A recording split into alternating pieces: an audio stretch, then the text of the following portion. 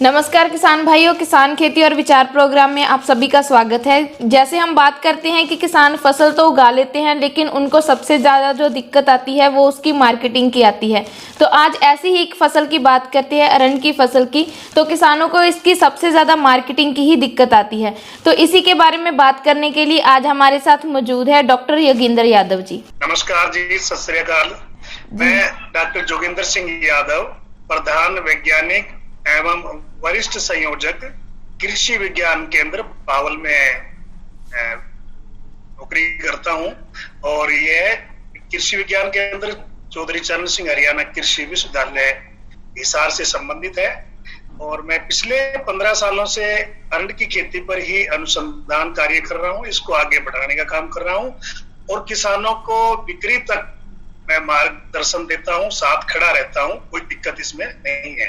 जैसा कि आपने बताया कि अरंड एक औद्योगिक तेल है, औद्योगिक फसल है और इसकी विश्व में बड़ी मांग है और सबसे ज्यादा खेती हरियाणा भारत में ही होती है इसकी।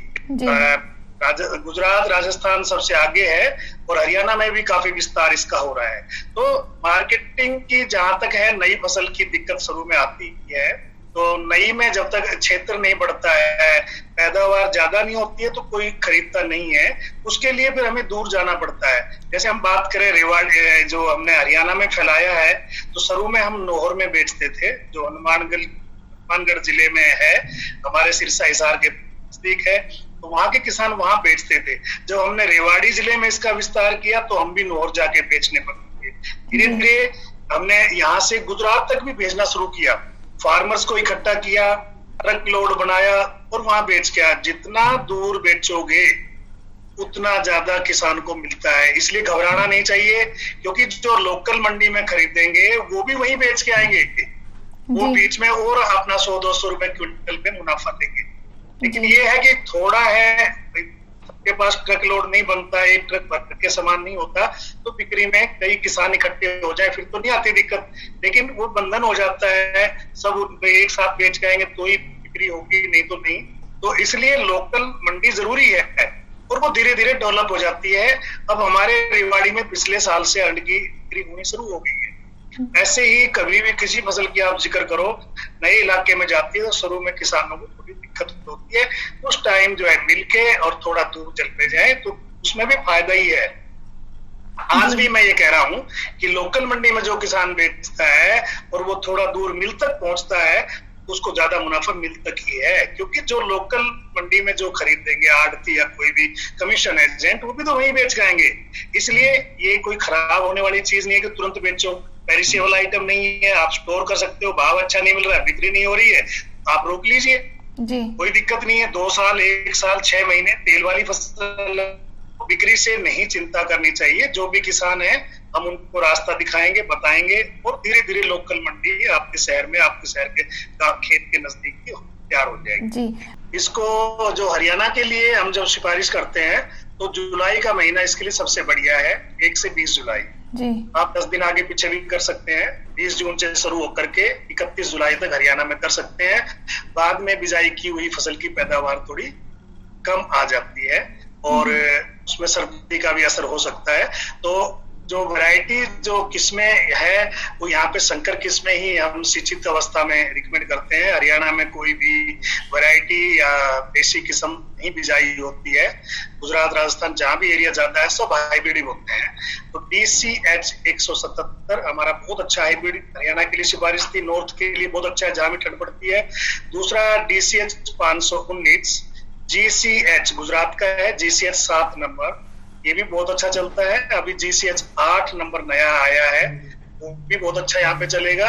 और बिजाई का समय अभी हो रहा है, बिजाई कर सकते हैं अगले 15-20 दिन में। दूसरा इसमें ध्यान रखने वाली बात है कि कहीं भी मिट्टी ऐसे चुनाव करना है जहाँ पानी खड़ा ना हो। 48 घंटे तक ये पानी सहन कर लेता है, ज्यादा पानी खड़ा होता है तो ये फसल खराब हो सकती है।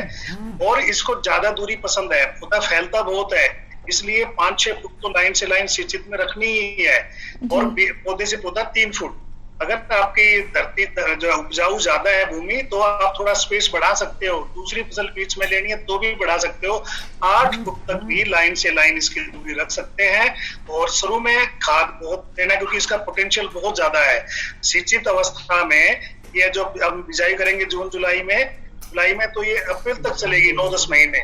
तो इसका पोटेंशियल इतना है कि ये 30 मन से लेके 30 क्विंटल प्रति हेक्टेयर से लेकर 60-65 क्विंटल प्रति हेक्टेयर आ सकती है। इसलिए इसको पूरा खाद चाहिए। खाद की मात्रा इसमें 50 किलो डीएपी और 30 किलो एमओपी और 10-15 किलो सल्फर गंधक और 4 किलो की जिंक की थैली, ये बिजाई पे डालना है। यूरिया इसको 2 बैग 100 किलो कम से कम चाहिएंगे, लेकिन बिजाई पे नहीं देना है, नहीं तो ज्यादा बढ़वार हो जाएगी और कीट भी ज्यादा आएंगे। इसलिए शुरू में ना डाल के 30-35 दिन पे इसकी शुरुआत हम करते हैं। यूरिया की 15-20 किलो डाल सकते हैं। फिर जब भी पानी लगाना हो उससे पहले पके हुए गुच्छे काटने पड़ते हैं और 20 किलो यूरिया डालना पड़ता है। तो इस तरह करके हम 5 बार कम से कम यूरिया देते हैं आगे तक, क्योंकि फसल की अवधि ज्यादा है, ताकि वो बराबर जो है नए फूल देती रहे और नया फल लगता रहे। पैदावार बढ़ाने का ये एक बहुत बढ़िया तरीका है। जी। तो ये चीजें डॉक्टर करनी है। साहब, शुरू में खरपतवार नियंत्रण बहुत जरूरी है शुरू में, क्योंकि ये फसल 7-8 दिन तो जर्मिनेशन में लेती है, पौधे उगने में धरती से निकलते हैं और खरपतवार जल्दी उग करके जल्दी बड़े हो जाते हैं, तो वो इसको दबा सकते हैं। इसलिए खरपतवार नियंत्रण बहुत जरूरी है। 2 बार इसकी कोड़ी चाहे ट्रैक्टर से करें, नड़ाव करें। शुरू में पेंडिमेथिलिन दवाई की भी सिफारिश है। बिजाई करते ही आप पेंडिमेथिलिन 800 मिलीलीटर प्रति एकड़ के हिसाब से या 2 लीटर प्रति हेक्टेयर के हिसाब से डाल देंगे, तो वो पहले ही कंट्रोल कर लेगा सभी वीड्स को। बाद में 2 बार नराई गुड़ाई कर देंगे। शुरू में खरपतवार फ्री रख दोगे तो ये फसल बहुत अच्छी चलेगी। जी, धन्यवाद डॉक्टर साहब, आपने किसानों को बहुत अच्छी जानकारी दी। तो किसान भाइयों, अगर आपको भी इस फसल को बेचने में कोई दिक्कत आ रही है तो आप अपनी खेती मोबाइल ऐप के जरिए जानकारी ले सकते हैं। ज़्यादा जानकारी के लिए देखते रहिए किसान खेती और विचार। धन्यवाद।